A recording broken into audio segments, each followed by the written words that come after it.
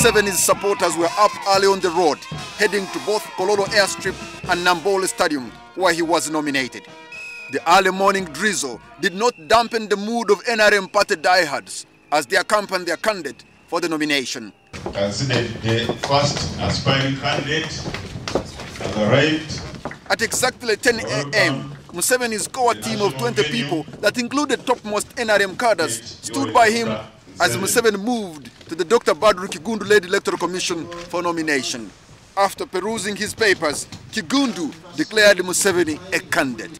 Under the Presidential Elections Act 2005 as amended, he is duly nominated as a presidential candidate for the presidential elections 2011. For President Museveni, this is the beginning of a journey he's quite familiar with, and running almost against the same opposition.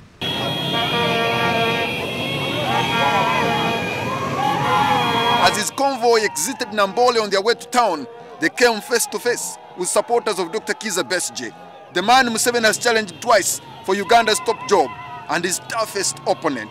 Some tension ensued as security personnel tried to keep the supporters from clashing, and the man protecting the commander-in-chief was none other than the head of Special Forces, Lieutenant Colonel Muhoozi Kainerugaba, who's also Museveni's son.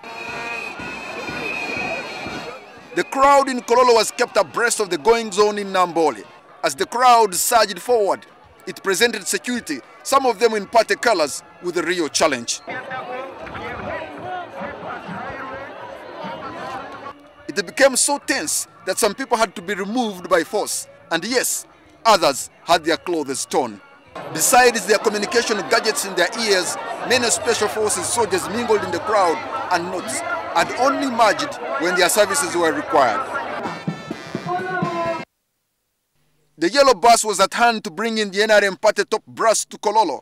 On board were Secretary General Mama Mbabazi, National Vice Chairman Alhaji Moses Kigongo, and Deputy Speaker Rebecca Kadaga, among others. So I ask these people,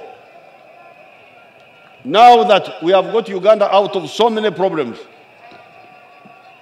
and we are heading to the dry land, having crossed this big ocean of problems, how can it be that any other group can be entrusted with this duty of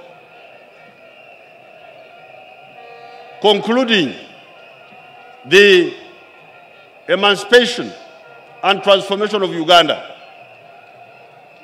That's why I told them, and they all agreed unanimously, that it must be the NRM that should lead the next government. It's day one, the presidential campaigns, and the crowds are not disappointing for candidate Museveni. But crowd control was very much lacking. There was a lot of pushing and pulling, and that shows what it will be like in the next 3 months in the rough and tumble of the presidential campaign. Patrick Amara, NTV, Kololo.